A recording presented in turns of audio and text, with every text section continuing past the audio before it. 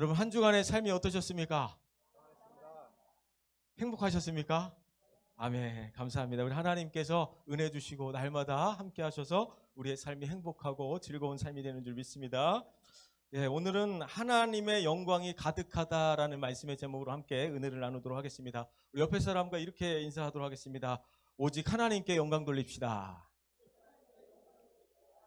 예, 우리 라틴어로 한번 세련되게 한번 이렇게 인사해 볼까요? 솔리데오 글로리아. 아, 이거 어려운 말인데 잘 따라하시네. 다시 한번 해볼까요? 솔리데오 글로리아. 예, 오직 영광을 하나님께라는 뜻이죠. 야, 우리는 참 너무 이제 글로벌하게 노는 것 같아요. 그죠? 예, 감사합니다.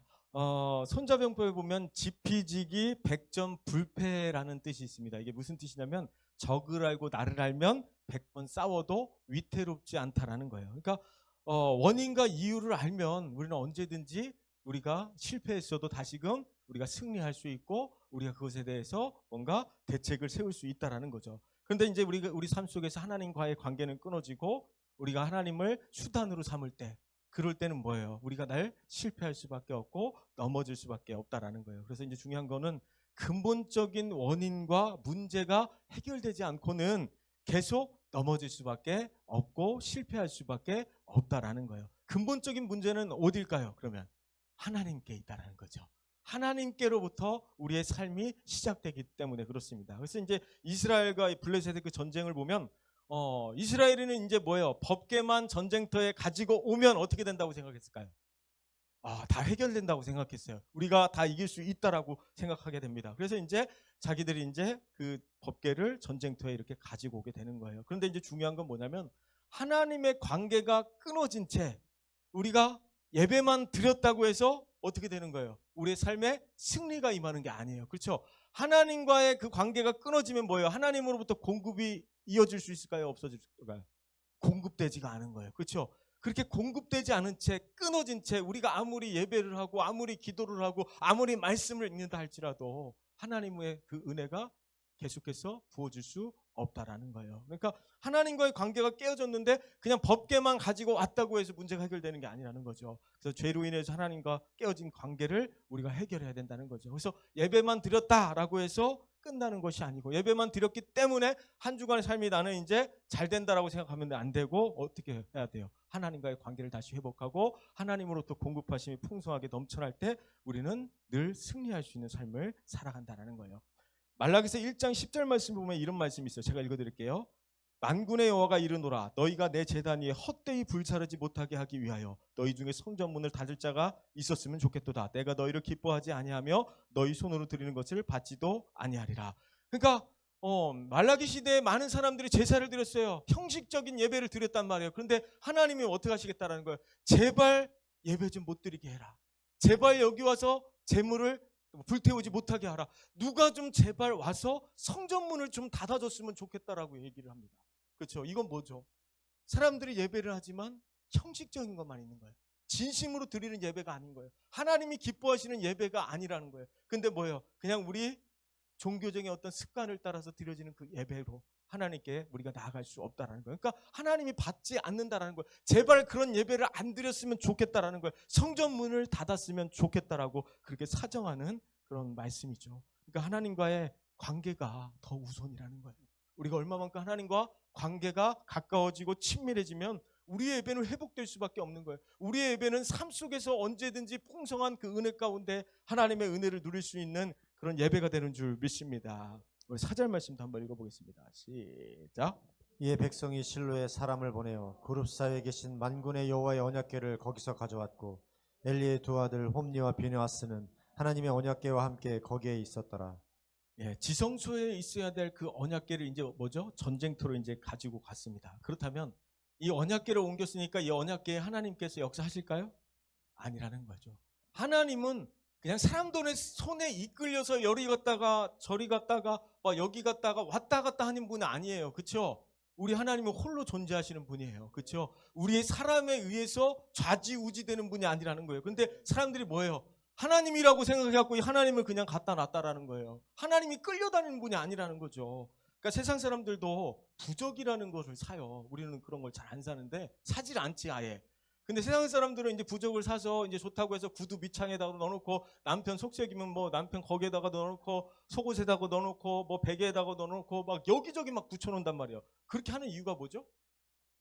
그런 걸 이제 붙여놓으면 이제 안 좋은 일로부터 뭐죠? 지켜준다라는 잘못된 신념이 있는 거죠. 그러니까 이스라엘 백성들도 하나님의 언약궤만 갖다 놓으면 어떻게 된다는 거예요? 야, 우리가 이긴다라는 거예요. 우리가 승리할 수 있다라는 잘못된 신념을 갖고 있었다라는 거죠. 그러니까 우리도 그렇잖아요. 교회만 왔다. 나 교회 와서 예배 드렸다. 이제 어떤 마음이 있죠? 일단은 주일에 와서 예배를 드렸어요. 그럼 마음이 일단 어때요? 일단 우리가 어디 가기 전에 주일에 와서 얼른 예배 확 드리고 딱 가면 마음이 좀 편해요. 그냥 확 가는 것보다 예배를 확 드리고 가면 마음이 편하단 말이에요. 그렇죠?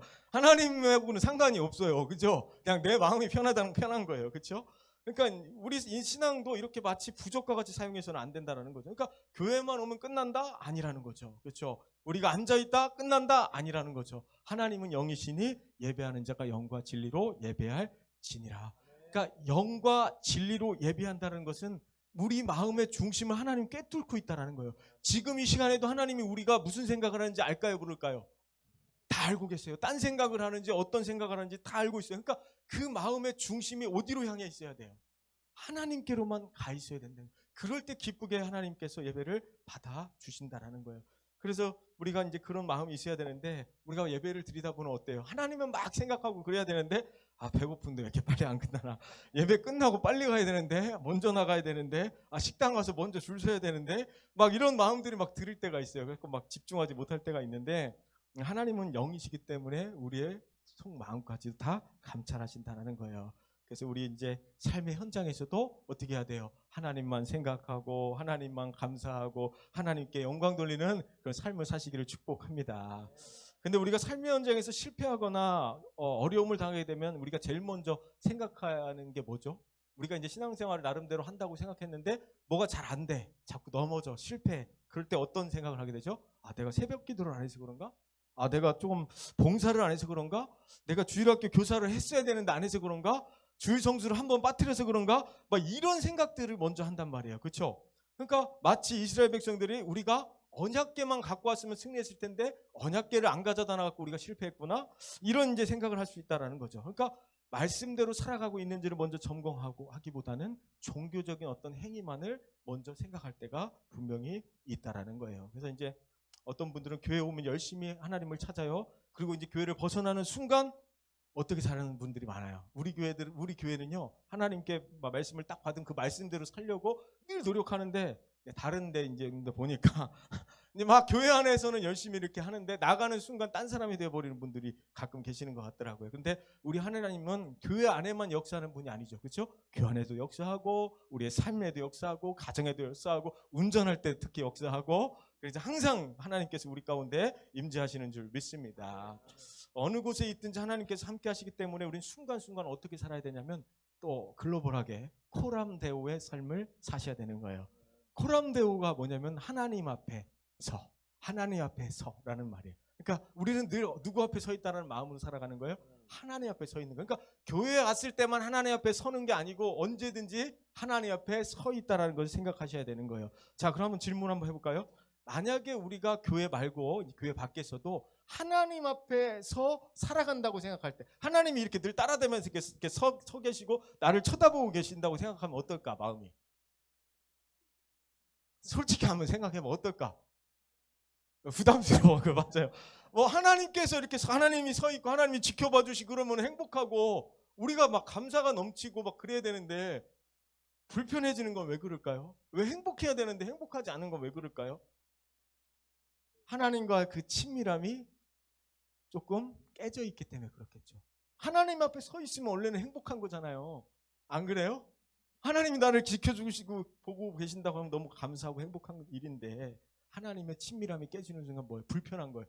나 이 순간에는 하나님 없었으면 좋겠는데. 우리 신학교 다닐 때 그 기숙사 생활하면 그 하나님 없는 방이라는 데가 있어요. 그러면은 거기 막 이렇게 좀 이렇게 하는 선배들 데리고 가갖고 거기 때려요. 하나님 없는 방이래. 거기만 없대. 여기는 있는데 여기는 없대. 그래갖고 욕하고 때리고 하는 방이 있었어요. 그 허용되는 방이 있었거든요. 하여튼 그래요. 아무튼 하나님은 어디나 계시죠. 그렇죠. 우리 하나님 앞에 서 있다라는 것이 불편해지면 안 되고 하나님에 서 있다라는 것이 감사할 수 있는 그런 신앙으로 날마다 성장하기를 축복합니다.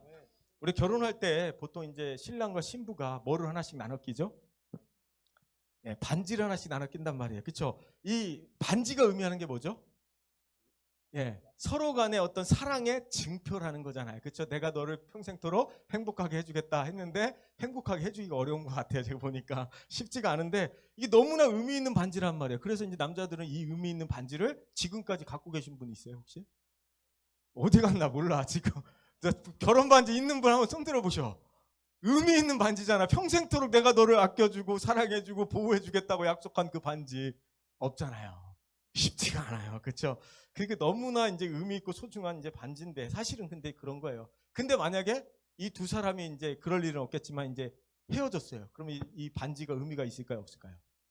사랑이 깨지는 순간, 신뢰가 깨지는 순간 이 반지는 더 이상 의미가 없는 거예요. 그렇잖아요. 그러니까 언약궤라는 것 자체도 사실은 너무나 소중한 거예요. 사실은 너무나 귀한 것이에요. 왜냐하면 출애굽 시대 때부터 하나님의 그 임재를 상징하는 거였고 이 언약궤를 메고 이스라엘 백성들이 행군할 때 기적이 나타났고 승리가 있었고 여리고성이 무너졌고 그런 놀라운 역사를 어떤 상징하는 그 의미가 있었단 말이에요. 그런데 하나님과의 관계가 깨어진다면 이 언약궤가 더 이상 의미가 있을까요, 없을까요?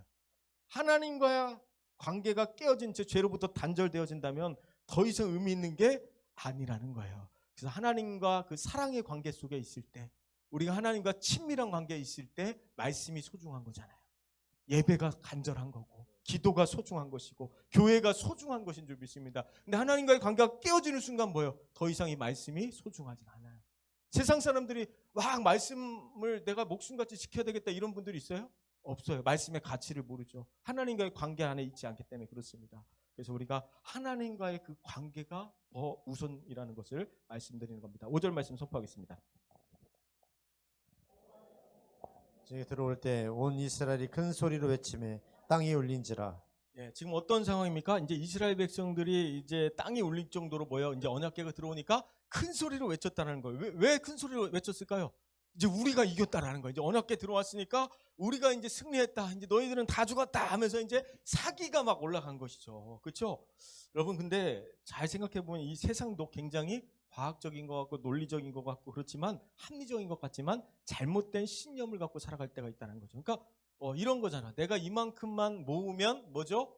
내 노후가 좀 편안할 것 같고 내가 이만큼만 더 가지면 행복할 것 같고 건물주가 되면 더 행복할 것 같고 이제 이런 신념이 있는데 건물주가 안 돼봐서 모르겠지만 이만큼 모은다고 행복한 게 아니라는 걸 우리는 너무나 잘 알아요. 왜냐하면 행복이라는 것은 그런 건물이나 어떤 물질이나 그런 데 있는 게 아니고 어디에 있습니까? 오직 하나님께로부터 있다라는 거예요. 우리가 하나님께 붙어 있을 때 예수님께 우리가 탁 하고 붙어 있을 때 우리 인생이 행복한 인생인 줄 믿습니다. 그래서 이스라엘 백성들에게는 이 언약궤만 있으면 승리한다라는 잘못된 신념이 있었음에도 불구하고 더 좀 재밌는 반응은 뭐냐면 블레셋의 반응이에요. 자, 6절에서 8절까지 읽겠습니다. 시작. 블레셋 사람이 그 외치는 소리를 듣고 이르되 히브리 진영에서 큰 소리로 외치면 어찌 됨이냐 하다가 여호와의 궤가 진영에 들어온 줄을 깨닫은지라. 블레셋 사람이 두려워하여 이르되 신이 진영에 이르렀도다 하고 또 이르되 우리에게 화로다. 전날에는 이런 일이 없었도다. 우리에게 화로다. 누가 우리를 이 능한 신들의 손에서 건지리요. 그들은 광야에서 여러 가지 재앙으로 애굽인을 친 신들이니라.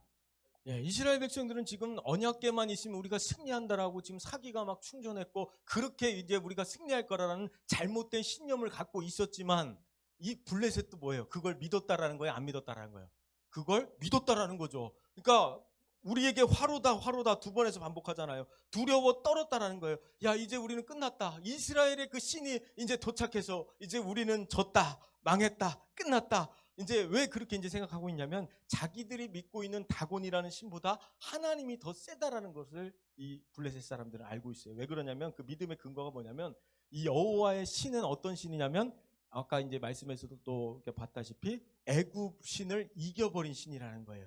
그러니까 이제 우리가 잘 알잖아요. 그렇죠? 애굽 왕 바로가 이스라엘 백성들을 이제 이스라엘 백성들을 내보내기 전에 뭐 했어요? 10가지 재앙을 줬잖아요. 근데 이제 결국에 어떻게 됐어요? 하나님께서 그 10재앙을 다 물리치시고 홍해를 가르시고 그렇게 나왔다라는 걸 블레셋 사람들이 너무나 잘 알아요. 그러니까 이제 어떤 이제 역사적인 배경이 있냐면 이 블레셋이라는 나라는 제가 이제 지난 시간에 5개 뭐라고 그랬죠? 5개 그 도시가 연합한 족속이라고 했잖아요. 그러니까 블레셋 하면 그냥 한 가지 나라를 얘기하는 게 아니라 5개의 그 연합된 도시들이 이게 하나가 된 5개 연합 도시가 이제 뭉쳐진 것을 블레셋이라고 한다고 했잖아요. 그래서 이제 블레셋이라는 족속이 원래는 이제 거기 살았던 그 지중해 원래부터 살았던 족속이 아니고 크레타 섬이라는 곳에서 이제 배를 타고 이제 지중해로 넘어온 거예요. 지중해로 넘어와서 이제 보니까 이쪽을 보니까 애굽 땅이에요. 근데 애굽 땅이 좋아요, 나빠요?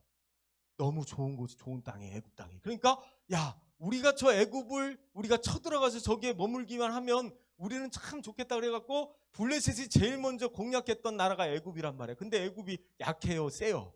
그때 당시 이 팔레스타인 지역을 주름잡을 정도 굉장히 강대국이었다는 거예요. 그래서 쳐들어가면 지고 또 쳐들어가면 지고 그래서 이제 다시 힘을 모아서 또 쳐들어가면 지고 계속 졌단 말이에요. 그러니까 100점 100패했다라는 거예요. 그러니까 이제 자기들은 이제 애굽을 어떻게든 점령해 보려고 했지만 애굽에게 늘 졌단 말이에요. 근데 이제 이스라엘의 그 신은 어떻게 했어요? 애굽을 이겼어요, 졌어요? 이겼다라는 거예요. 그러니까 이제 그 애굽을 이긴 신이 지금 우리 전쟁터에 왔다라는 거예요. 그러니까 이제 블레셋 사람들은 절망하는 거죠. 야, 이제 우리는 죽었다, 끝났다. 이제 이런 이제 생각들을 이제 하게 되었다라는 거죠. 언약궤가 들어오고 나서 이제 이스라엘 백성들은 자기들이 승리할 것이라고 믿었고 블레셋은 자기들이 패할 것이라고 그렇게 믿었다라는 거죠. 그런데 결과는 어떻게 됐죠? 우리 10절에서 11절 말씀 볼까요? 자, 읽겠습니다. 시작. 블레셋 사람들이 쳤더니 이스라엘이 패하여 각기 장막으로 도망하였고 살육이 심히 커서 이스라엘 보병이 엎드려진 자가 3만 명이었으며 하나님의 괴는 빼앗겼고 엘리의 두 아들 홈니와 비누아스는 죽임을 당하였더라. 예, 법궤가 없이 전쟁을 할 때는 4천 명이 죽었는데 법궤가 들어오고 나서 지금 몇 명이 죽었다 그래요? 3만 명이 죽었다 그래요. 그러니까 왜 법궤를 가지고 왔는데 이렇게 더 많은 사람이 죽고 큰 실패를 경험하게 됐을까요? 왜 효력이 없었을까요? 법궤만 오면 승리한다고 굳게 믿었는데 오히려 형편이 더 안 좋아졌다는 것을 보게 됩니다. 법궤는 아무 소용이 없다는 것을 보게 돼요. 그래서 이제 어떤 분은 이제 이런 상황들을 보고 이렇게 얘기해요. 언약궤인가 과연 법궤 괴짝인가? 언약궤인가 괴짝인가? 이런 표현을 썼는데 이게 뭐냐면 하나님의 임재가 없으면 뭐가 되는 거예요? 괴짝이 되는 거예요. 하나님의 임재가 있을 때 그것이 언약궤가 되는 것이죠. 그러니까 하나님의 임재가 떠나버린 그런 괴짝으로 전락했다라는 거죠. 그러니까 우리 교회가 주님의 몸된 교회가 이곳에 하나님의 임재가 있을 때 뭐죠? 예, 진정한 교회가 되는 거죠. 근데 하나님의 임재가 떠나가는 순간 아무리 좋은 건물과 프로그램과 여러 사람들이 있다 할지라도 하나님의 임재가 없으면 진정한 교회가 아니라는 거죠. 그래서 이제 하나님의 영광이 우리 가운데 임해야 되는 줄 믿습니다. 이제 전쟁의 그 처참한 상황을 이제 이렇게 표현하고 있습니다. 하나님의 괴는 빼앗겼고 엘리 제사장의 두 아들 흠니와 비냐스는 죽임을 당하였더라. 18절 말씀 선포하겠습니다. 시작. 괴를 빼할 때 엘리가 자기 의자의 뒤로 넘어져 문 곁에서 목이 부러져 죽었으니 나이가 많고 비대한 까닭이라. 그가 이스라엘의 사사가 된 지 40년이었더라. 예, 이스라엘의 사사로 40년간 있었지만 너무나 갑작스럽고 슬프고 이제 비극적으로 이제 죽음을 엘리 제사장이 이렇게 맞이하게 되는 것을 보게 됩니다. 전도서 말씀 보면 이런 말씀이 있어요. 일의 끝이 시작보다 낫다. 그러니까 끝이 좋아야 한다라고 이야기해요. 세상에는 네 종류의 사람이 있다고 합니다. 처음도 좋고 끝도 좋은 사람. 그리고 두 번째는 처음도 나쁘고 끝도 나쁜 사람. 한결같죠. 그 세 번째는 처음은 나빴지만 끝은 좋은 사람. 그리고 네 번째는 처음에는 좋았지만 끝이 나쁜 사람. 여러분 몇 번 하면 좋을까요? 1번 하면 좋죠. 그죠? 1번 하면 처음도 좋고 끝도 좋고 이제 그러면 가장 좋은데 그런 완벽한 사람이 있기가 쉽지가 않아요. 그렇죠? 왜냐면 사람은 뭐죠? 점점 좋아지고 점점 변화해지고 점점 성장해 가는 것이 신앙의 진짜 맛인 것 같아요. 그렇죠? 그래서 이제 그런 변화된 사람을 보고 뭐라고 하냐면 사람 됐다 이제. 이렇게 얘기를 하잖아요. 시작은 미약했을지라도 우리가 처음 시작은 조금 약했을지라도 나중은 힘이 창대하기를 축복합니다. 마지막에 정말 이제 보면 우리의 마지막 그 죽음을 생각할 때 정말 힘들게 돌아가시는 분들도 많은 것 같아요. 이제 예전에 이제 코로나 시기에 이제 어떤 분이 이런 신방 요청을 했어요. 이제 어머니가 계신데 이제 너무나 이제 고통스러워하고 계신데 요양병원에서 돌아가시지도 않고 저렇게 좀 힘들어하고 계시는데 좀 와서 예배 좀 들어줬으면 좋겠다. 빨리 돌아가실 수 있게. 천국으로 가도록 빨리 좀 이제 고통스러우니까 이제 빨리 이제 그렇게 가셨으면 하는 마음으로 신방을 해달라는 거예요. 그래가지고 이제 코로나 방진복을 입고 가서 이제 뭐 찬송도 하고 기도를 해드렸어요. 이렇게 딱 기도를 하고 이제 손을 딱 뗐는데 이 심장 박동이 막 뛰던 게 축축축 쳐지는 거예요. 그리고 그날 저녁에 돌아가셨어요. 그러니까 저도 이제 봤는데 숨을 제대로 막 못 쉬는 거예요. 막 폐혈증이 이제 오셨는지. 그러니까 너무나 고통스러운데 숨은 끊어지지 않고 막 이제 너무 힘든 그런 상황이죠. 그렇게 이제 부르심을 받는 분들도 있고 그런데 여기 오신 분들은 그냥 잠자듯이 편안하게 병원 신세 지지 않고 그냥 하나님께 영광 돌리고 예배드리고 뭐 평상시처럼 그냥 지내시다가 그냥 하나님께 그냥 부르심을 받아서 천국에 입성케 되기를 축복합니다. 그러니까 엘리의 인생을 보면 제사장의 집안으로 태어났잖아요. 좋은 배경과 또 화려한 인생을 살았어요. 그죠? 제사장으로 40년 동안 살았고 또 98년 동안 살았잖아요. 그러니까 그렇게 이제 잘 살았지만 마지막 죽음이 너무나 이제 비참한 인생을 맞이하게 되는 것을 보게 됩니다. 그래서 마지막 순간이 더 아름답고 더 잘되고 더 행복하고 더 영광스러운 인생이 되시기를 축복합니다. 아멘. 사무엘상 이제 4장의 본문 말씀을 보면 반복되는 문장이 있었을 거예요. 왜냐하면 하나님의 언약궤를 빼앗겼다라는 이 문장이 5번이나 반복되고 있어요. 5번이나. 굉장히 소중한 거잖아요. 그렇죠? 가장 소중한 것을 빼앗겼다는 것은 너무나 비참한 것인데 우리가 다른 것은 다 빼앗겨도 우리가 모든 것들은 다 포기해도 다 빼앗겨도 빼앗기지 말아야 될 것 한 가지가 있다면 뭘까요? 하나님을 향한 우리의 믿음, 신앙, 하나님의 말씀 이것만큼은 빼앗기지 않게 되기를 축복합니다. 여러분 남기는 삶을 사시겠습니까? 아니면은 빼앗기는 삶을 사시겠습니까? 남기는 삶을 사셔야 됩니다. 그 달란트의 비유를 보면 이제 주인이 이제 종들을 이제 불러서 결산을 하잖아요. 결산을 하는데 유명한 말씀이 나와요. 무릇 있는 자는 풍족하게 되고 없는 자는 뭐예요? 그 있는 것도 빼앗기는 안 한 거예요. 우리가 하나님 앞에 결산할 때 우리가 하나님 앞에 칭찬받는 그 종으로 우리가 하나님께 그렇게 칭찬을 많이 받으셨으면 좋겠습니다. 악하고 이 못된 종아 슬피우며 이를 감히 있으리라 이렇게 꾸짖받는 우리 인생이 아니고 우리 마지막 하나님께 딱 섰을 때 결산을 할 거 아니에요. 그죠? 결산할 때 잘하였도다 착하고 충성된 종아 이런 축복된 인생 남는 인생을 그렇게 살게 되기를 소망합니다. 엘리 가정이 이제 심판을 받은 것은 단순히 이스라엘이 전쟁에서 실패한 것이 아니고 하나님을 멸시했고 우상을 숭배했고 영적인 실패 때문이었다라는 거예요. 그렇다면 이 엘리 가문이 이스라엘 백성들이 이 죄악된 길에서 만약에 돌이켰다면 회개하고 하나님께 다시 돌아왔다면 하나님께서 이 심판을 어떻게 하셨을까요? 돌이키셨을까요? 아니면은 그냥 잘못했으니까 그냥 혼나라 갖고 이렇게 그냥 비참한 최후를 맞게 했을까요? 제가 생각할 때는 하나님께 돌이켰다면 분명히 하나님께서는 기회를 주셨을 거라고 생각해요. 하나님의 법궤만 세우며 법궤만 가지고 나가면 승리한다라는 잘못된 그 생각으로 우리가 살아가서는 안 되고 우리가 잘못된 길로 가고 있다면 어떻게 해야 돼요? 우리가 돌이켜야 된다는 거예요. 그러려면 우리가 늘 어때요? 영적인 귀가 열려 있어야 돼요. 하나님의 음성이 들려줘야 돼요? 안 들려줘야 돼요? 들려줘야 되죠. 그러면 우리 하나님은 우리의 사무엘을 부르시는 것처럼 우리를 날마다 부르시는 하나님이라는 거예요. 하나님이 부르시는데 우리가 못 듣는 그런 영적 상태, 못 듣는 영적 형편 때문에 우리는 하나님께 그렇게 제대로 서지 못할 때가 분명히 있다라는 거예요. 그래서 우리가 날마다 하나님께 기도하고 말씀대로 살려고 하고 우리가 마음을 다해 우리가 하나님을 찾으면 분명히 하나님께서는 우리가 죄악된 길에서 돌이키게 하실 것이고 승리를 하게 될 줄 믿습니다. 우리가 이제 어떤 분들은 그렇잖아요. 법궤만 가지고 나가면 이제 된다라는 이스라엘 백성들의 그 신앙처럼 예를 들면 어떤 분들은 그 성경책을 이제 머리가 볼 때 베고 자면 머리가 개운해진대. 그 성경책 베고 자는 분들이 있어 들어보셨을걸요? 그리고 차에다가 성경책을 놓고 다니시는 분들이 있어 일부러. 왜냐면 차에다가 성경책을 놓으면 마음이 편안하대. 왠지 사고도 안 날 것 같고 뭔가 막 그렇대. 그런 느낌이 있대. 그래갖고 일부러 성경책을 차에다가 두고 다닌다는 거예요.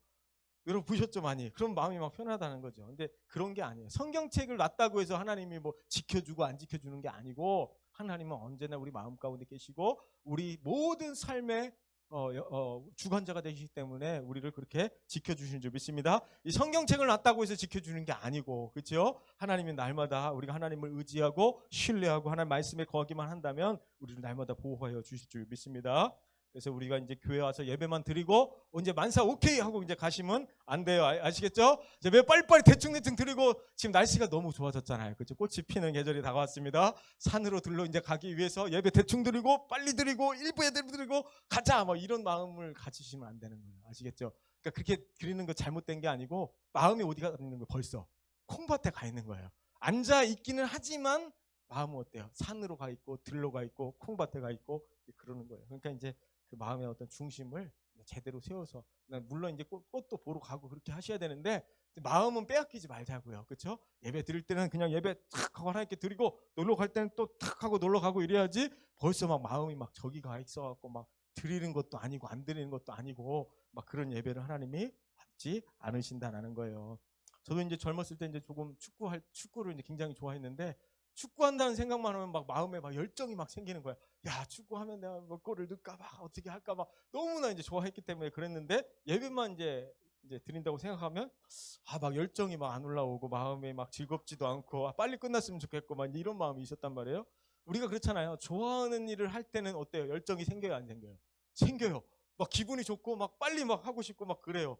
그렇죠? 근데 우리가 예배를 한번 우리가 생각해 볼까요? 예배를 드린다고 생각할 때 어때요, 마음이? 이제 내일 새벽에 또 이제 있는데 어때요, 마음이? 나 부담돼. 피곤해 죽겠는데 새벽에 막 이런 마음이 있으면 안 되고, 일단 자유함을 누릴지어다. 예, 하나님이 아시오니. 자, 그래서 이제 우리 마음의 중심을 이제 바로 잡아야 된다는 것이고, 이스라엘 백성들이 실패한 것은 군사력이 부족해서 진 것도 아니고 뭐 장수가 부족해서 진 게 아니고, 하나님을 멸시하는 제사, 우상 숭배 그런 걸로부터 하나님과의 관계가 딱 끊어져 있는 상태에서 단순히 그냥 법계만 껍데기만 붙잡고 그렇게 나아갔기 때문에 졌다라는 거예요. 그렇기 때문에 날마다 하나님의 그 영광이 우리 가운데 임했으면 좋겠습니다. 마지막 21절 22절 말씀 읽고 말씀 정리하겠습니다. 시작. 이르기를 영광이 이스라엘에서 떠났다 하고 아이 이름을 아갑스라 했으니 하나님의 괴가 빼앗겼고 그의 시아버지와 남편이 죽었기 때문이며, 또 이르기를 하나님의 괴를 빼앗겼으므로 영광이 이스라엘에서 떠났다 하였더라. 예, 엘리 제사장과 이제 두 아들은 전쟁에서 이제 죽었습니다. 그리고 비나스의 아내가 이제 아이를 낳았는데 이름을 뭐라고 지었다고요? 이가봇이라고 졌어요. 이가봇은 하나님의 영광이 이스라엘에서 떠났다라는 의미예요. 그러니까 이게 굉장히 이제 중요한 메시지인데, 하나님의 영광이 왜 떠났을까요? 로마서 3장 23절 말씀은 뭐예요? 모든 사람이 죄를 범하였음에 하나님의 영광에 이르지 못하였다라는 거예요. 그러니까 하나님의 뜻대로 살지 않고 자기 생각, 자기 방법, 자기 소견에 오른 대로 그렇게 죄악된 길로 걸어갔기 때문이라는 거예요. 그 죄악된 곳에서 돌이키지 않았기 때문에 결국은 뭐죠? 하나님의 영광이 떠나가는 거예요. 그래서 죄악된 자리에 있으면 하나님의 영광이 임할 수 없기 때문에 우리가 날마다 하나님의 영광이 임할 수 있도록 우리가 그 죄악된 자리에 있다면 어떻게 해야 되죠? 돌이켜야 된다는 거예요. 이가봇과 반대되는 단어가 있습니다. 이게 히브리어로 쉐키나라고요. 뭐라고요? 네, 새끼야 아니고 쉐키나. 뭐라고요? 쉐키나. 그렇죠? 이게 뭐냐면 하나님의 영광이 가득하다라는 의미가 있어요. 그러니까 이가봇의 반대는 뭐예요? 쉐키나. 하나님의 영광이 가득하다. 하나님의 영광이 가득할 때 우리 인생이 행복한 것 같아요. 그렇죠? 하나님의 영광이 가득할 때 우리의 예배가 풍성해지는 것 같아요. 그렇죠? 그래서 날마다 하나님의 그 영광으로 풍성한 삶을 누리게 되시기를 축복합니다. 하나님의 영광이 임하지 않은 채 드리는 예배가 더 이상 그것이 무엇이 유익이 되겠어요? 그렇죠? 하나님의 영광이 임하지 않는 찬양으로 우리가 하나님께 나아간다면 그 하나님이 기뻐하시지 않는다는 거죠. 그래서 우리가 세상의 영광으로 기뻐하며 만족하는 인생이 아니라 하나님의 영광이 임할 때 우리 인생이 넉넉하게 이기게 되는 줄 믿습니다. 그래서 하나님을 법계라는 그런 어떤 하나님의 임재가 떠나가 버린 그런 껍데기만 붙들고 우리가 신앙생활하는 인생이 아니고, 하나님을 수단으로 이용하는 이 인생이 아니고, 뭔가를 얻기 위한 그런 수단으로서 우리가 하나님을 믿는 것이 아니고 정말 하나님의 영광을 사모하며 우리가 하나님의 영광을 그렇게 붙들고 나아갈 때 우리에게 진정한 승리를 허락하실 줄 믿습니다. 이 시간 우리 함께 기도했으면 좋겠습니다.